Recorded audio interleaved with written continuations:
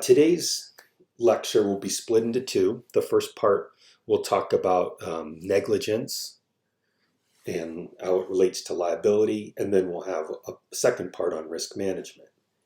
There will be one assignment associated that we do this Friday associated with the online assignment, but there will also be a longer assignment due in a couple of weeks that relates the risk assessment. Actually, it's the biggest assignment remaining for the semester with the exception of the final.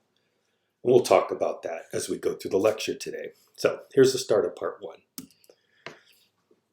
So today we're going to talk about negligence and how it relates to liability. A lot of you know that outdoor recreation and recreation in general, there's a likelihood of an accident or for something to occur. And what can happen in these cases, there's a potential to be sued, in fact. And that's a lot about what this is about today, is how to prevent that to happen. So, first and foremost, you're with an organization, you should have some type of risk management staff. Maybe it's a lawyer if you work for a city that helps you make these decisions. If you're a person that chooses to start your own company, well, really ought to think about having a lawyer anyways to advise you with some decisions, and especially how it relates to liability. But it's not just outdoor recreation. In very rare cases, we've known people have fallen out of rides at amusement parks. One thing that can happen if you work with children, there's the possibility of the supervision is unsafe, and the parents could potentially sue you if something were to happen. Think about if you're in outdoor recreation, you manage a campground, and a tree branch comes down and falls on some visitors. Well, if you were found not to properly be managing the risks in that campsite, you could be sued as well. Think about a playground. What if there's a hazardous element there? Perhaps a piece of metal that's broke and is sticking out, or something. Really could be anything. So these are just some simple examples of situations that could occur. The reality is there's an unlimited number of things that really could happen. So I'm going to tell you a personal story here. From the late 1990s, I was just a couple years out of college, and I was leading outdoor tours. And we would drive all throughout the western United States. This picture is of Antelope Canyon in Arizona, very close to the Utah border. And people would go into this canyon and hike through it and get great photographs. In fact, it's a rather famous spot to take photos. So, anyways, in August one year, there was actually it was in 1997, there was a flash flood. And as it turned out, there was a group from my company that was down there. And as it turned out, several of the passengers were killed in the flood. Once the water comes through a situation like this, if you can imagine, the water's running really high, you can get knocked up against the rock and so forth. It's very difficult to survive. Now, interestingly enough, one person did survive, which was the leader. And I actually talked to him a few years ago, and it's actually impacted his whole life, the whole situation. But anyways, this was really big news right here. Here's a copy of the New York Times article. If you look at the very bottom, there's Poncho, 28-year-old guide, survived. And he's still with us today. And he actually really wasn't even injured that badly. But several of his passengers were killed. So, as it turns out, now these were all Europeans. These were not Americans on the tour. But as it turns out, down the road, the families that were killed, they were from France and Germany, and I think from Denmark as well. Can't remember the countries for sure. But they ended up suing. Now, it turned out this was on Navajo land. Navajo land has several sort of attractions there in the Southwest. They were not liable, but they did sue the company of Trek America. And I'll come back to you and tell you at the end what happened with that. So let's get into liability. What makes you liable? Well, let's talk about another example here. This is a sort of a famous example. Some of you probably know UCSF. It's the medical school that's located in San Francisco. It's a public medical school, and they still do, but back 20 years ago, they had this outdoor recreation program that would go rock climbing.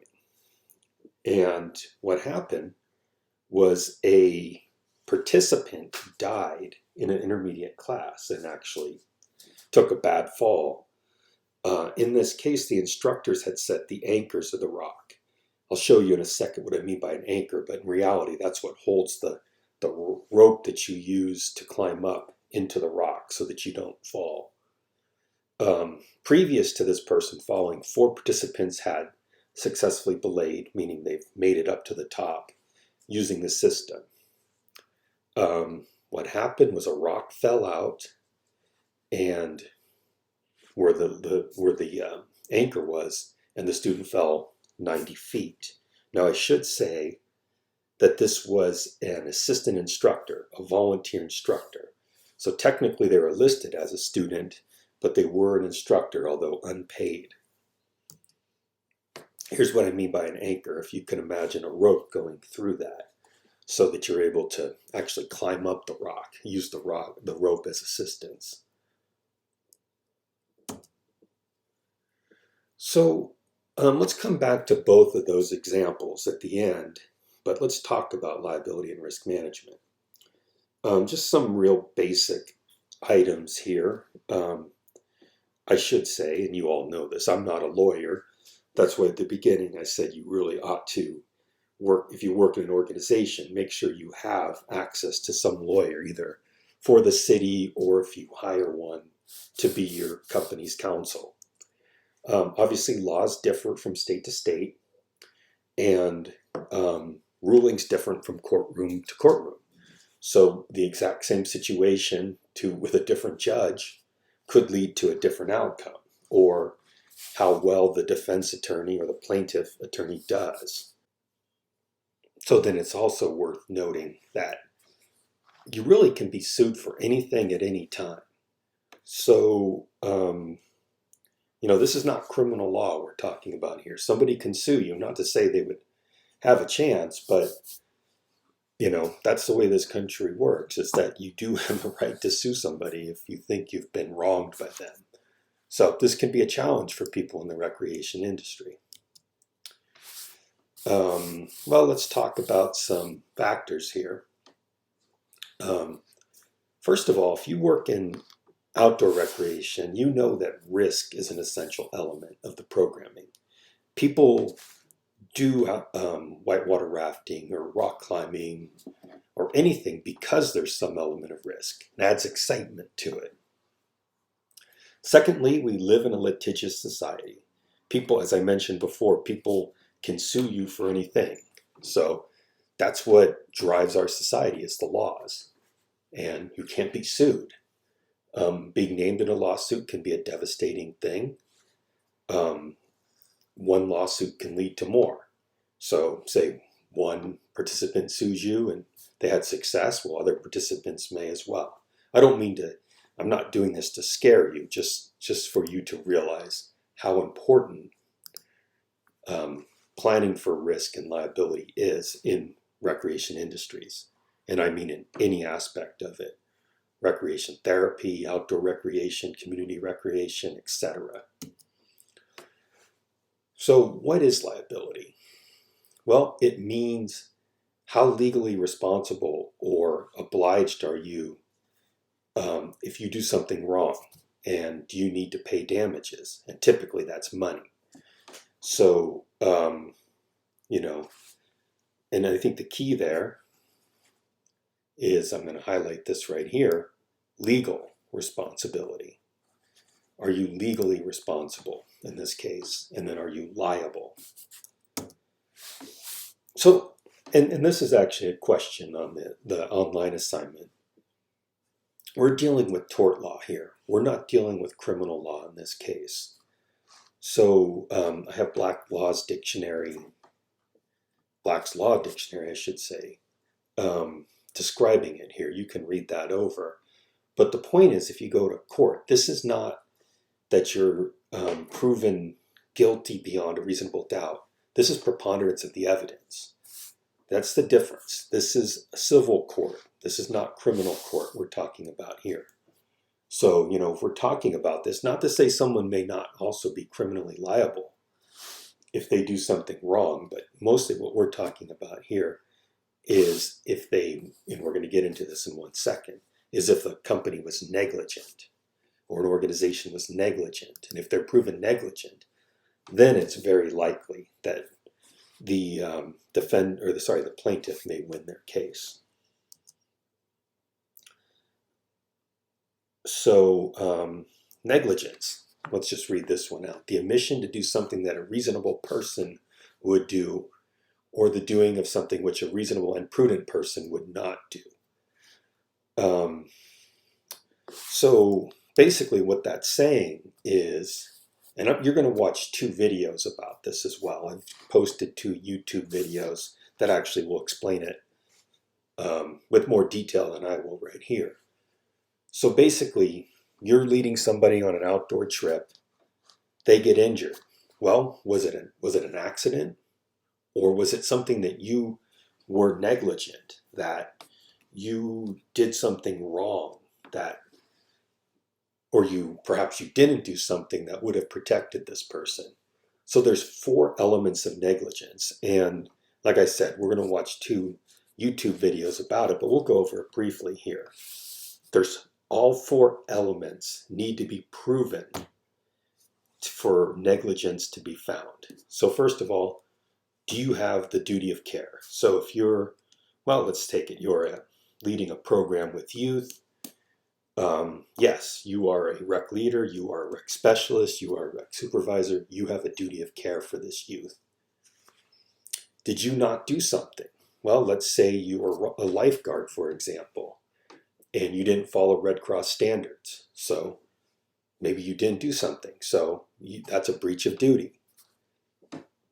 Malfeasance means could be something criminal. We're not really dealing with that. But that does show you that negligence could potentially lead to a criminal act as well. And then the other 2 items are proximate cause. So what you did led to the action or damage. So you not watching the student or the youth led to them going someplace they couldn't and getting hurt. And then there were their actual damages. Now, we're talking about physical damages here. Physically being hurt, or equipment being something is, someone's car is damaged or something. So we're talking physically here with injury and damages. So to prove negligence, and you're going to have to do this for case studies, or decide whether or not an individual was negligent or organization was negligent, rather. These are the 4 things you want to look at. So let's say you are being accused of being negligent. So there's a few things you can look at. I'll start with the bottom one, assumption of risk. That's why we always fill out risk forms. Now, these are not always protection from being sued. You still could have a situation where somebody signed a form, but the organization was still negligent in protecting somebody from being injured. Well, let's take the case of the rock climbing. Well, if somebody knows about rock climbing, we all know it's, might be a activity that people enjoy and get a lot of sort of, a sense of accomplishment out of, but we all know it's dangerous too. So do they understand the inherent risk of it? So those are some defenses you could make if someone accuses you of negligence. Well, let's talk about the 2 trips. Well, UCSF, so they're leading a university-led trip, outdoor rec trip, an assistant leader, unpaid volunteer leader. This is actually where it occurred, this rock here. They fell. Well, in this case, UCSF was not found negligent. They found that the student participant had understood the inherent risk of rock climbing. They had, oh, I should note that on this particular trip, he had not signed a waiver form. But the judge found that, well, he'd signed waiver forms in the past and he had gone rock climbing before. So this individual understood the inherent risk of the activity. As such, the university was not found negligent. I'll tell you what happened with Trek America. This is the one we started the lecture with, which was the flash flood through the canyon. Well, in this case, I can't exactly tell you if they were found negligent because they decided to come to a cooperation outside of court. And when you do that, you don't have to make public the decision. So what happened was the Trek America ended up paying, as far as I know, they ended up paying the families in Europe to avoid going into a courtroom. So when you avoid going into court that way, you avoid having the outcome made public. So that's what happened there. Now, that does tell you that the organization probably thought they were going to be found negligent, or they felt that the court case was going to be bad publicity, and it was better just to do a payout rather than go through what could have been a somewhat high profile or a medium profile case. So just to show you another example, and you're going to have to deal with two of these yourself. This is something it'd be nice to have the class all together for, but let's read this situation here. This is a whitewater rafting trip. This is very common to find recreation law around whitewater rafting. So rafts got lodged on a rock. That's what happens. Your raft gets pushed up against the rock. The downstream current sort of pins you up against it. And a common thing you'll see rafting is, well, how do you get it out of there? Well, a boat comes behind it, kind of bumps it, kind of throws off the weight, and it goes out. Well, anyways, in this case, the raft bumps into it. A participant was thrown out of the raft and suffered a knee and ankle injuries. So the participant sued the whitewater rafting company and said the guide did not warn the people that this was going to happen. So these are the four questions. Do we find that, did the company have a legal duty? Well, yes, they did. They're a paid participant in your program. You have a legal duty to protect them. Was there a breach of duty? Did they not do that? Well, let's find out. Was there a connection between the actions and the damages? Well, yeah, kind of, because the boat bumped into it and then the person got tossed out of the boat. The question is, did that person understand the risk of this particular activity? And yes, there were damages. The person was injured. So the rafting company, in this case, North American River Runners, said the participant assumed risk by signing the waiver. However, the court ruled that they were negligent. In this case, the waiver form was not enough to eliminate liability in cases of intentional or gross negligence. So yes, they were found negligent. Now I've seen very similar cases come out where the company's been able to get off because of the form. So all I can say is these forms, yes, you should have participants sign assumptions of risks, but don't assume that you are no longer potentially at fault for something.